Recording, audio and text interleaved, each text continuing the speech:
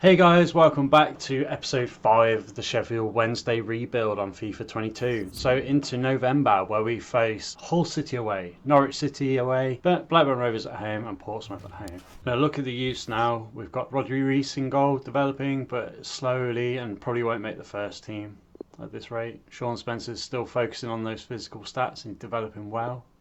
Samuel Walker, again, looking really good as a defender, could break into the team soon. Michael King was signed in the previous episode and he's starting his development, but Ian Guthrie is sadly very static with his development, so I'm not sure he will make it into the first team. Same with Shane Henderson, as they're both a long way off where we need them to be. Connaughton's one of the many midfielders, along with Clark and Charlton and Peralta, who are all just really not good enough for the first team and are a long way off of even being backups. Sebastian Walker's got potential, but Tyler Barnes looks the most likely out of the two to get into the first team. And we've got Stanley Kendall, who again, somewhere off the first team quality, but maybe sellable in the future. So the first game, we travelled to the MKM Stadium to face Hull City. They've been struggling this season, and we rotated the side a little bit to give Scott a start, and we came away with a really good 4-2 win. 60% possession, 7 shots and 6 chances. Really pleased with that performance overall. Scott did alright, and he's played a lot of games from the bench, so it was nice to give him a start as we gave a few players a rest. So as we look at the table, we've got Norwich City next, and we're currently 2 points ahead of them in the table. So this is a huge game, and this is going to be our focus game this month. We'll revert back to our full strength side, and hopefully we can get the points to put us ahead of the Canaries in the table as we progress through November. And the game begins.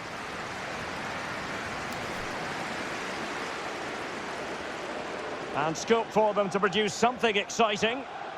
And that is offside, and intercepted it.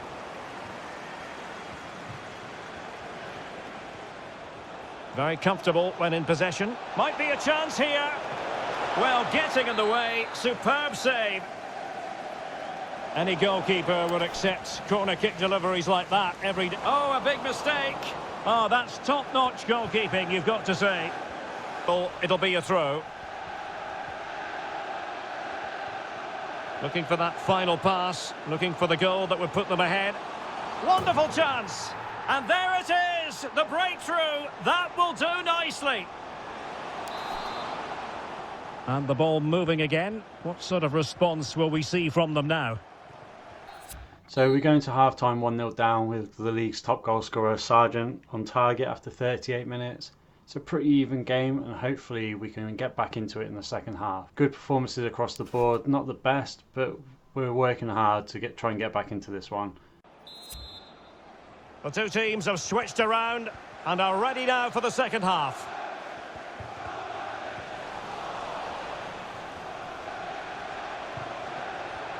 Castro, and slipped through beautifully. Well, not to be. He had moved into an illegal position. Lesmelou could cross it in here. Not getting anxious when they have the ball. Oh, really good reflexes and danger averted. Now the pressure from his opponent was telling.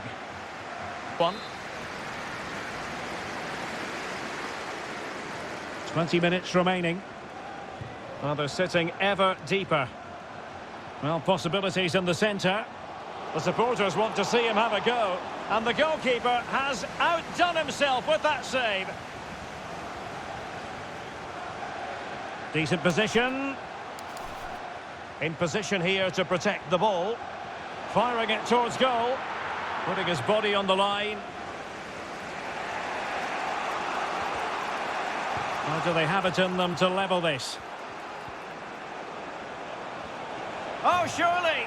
And a goal to level it up late on here. Just look at the reaction. Level pegging, but can they change that?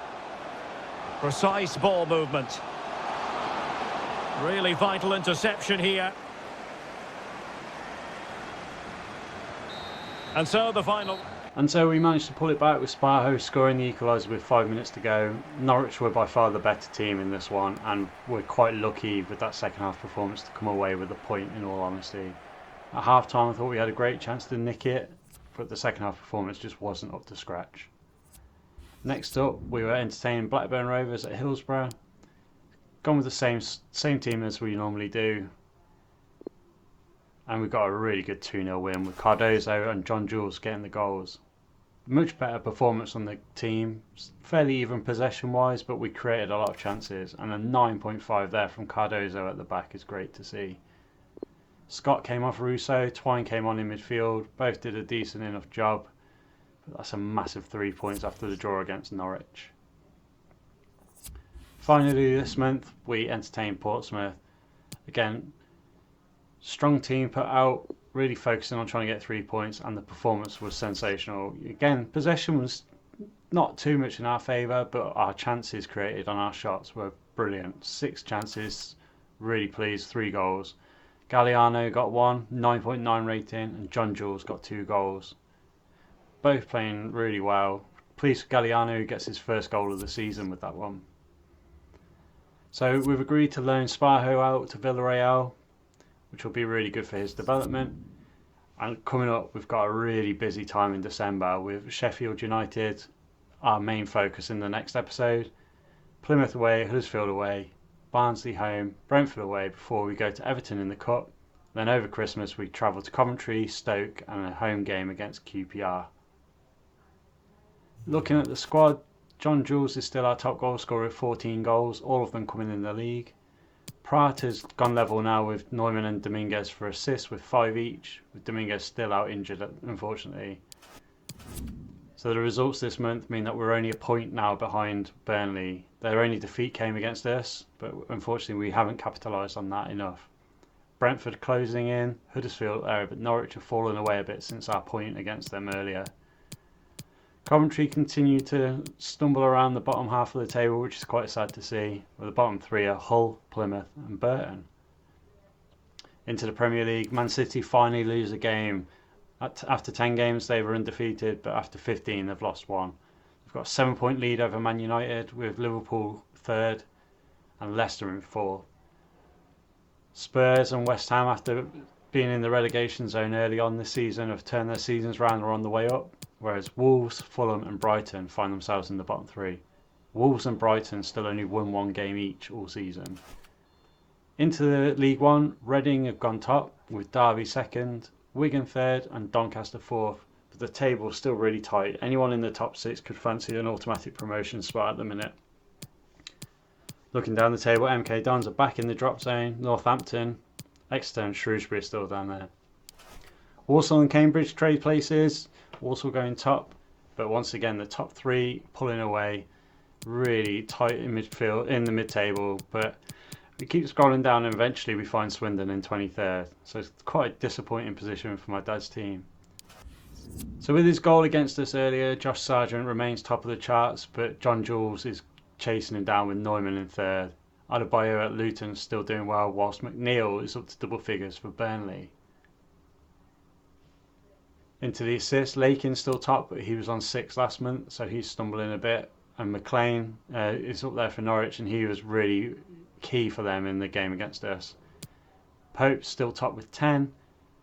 Gallo's up to 8th position now on clean sheets. So next month, we start off with the game against Sheffield United. I just really want to thank you guys for all your support so far, and I hope you enjoyed the content. See you next time.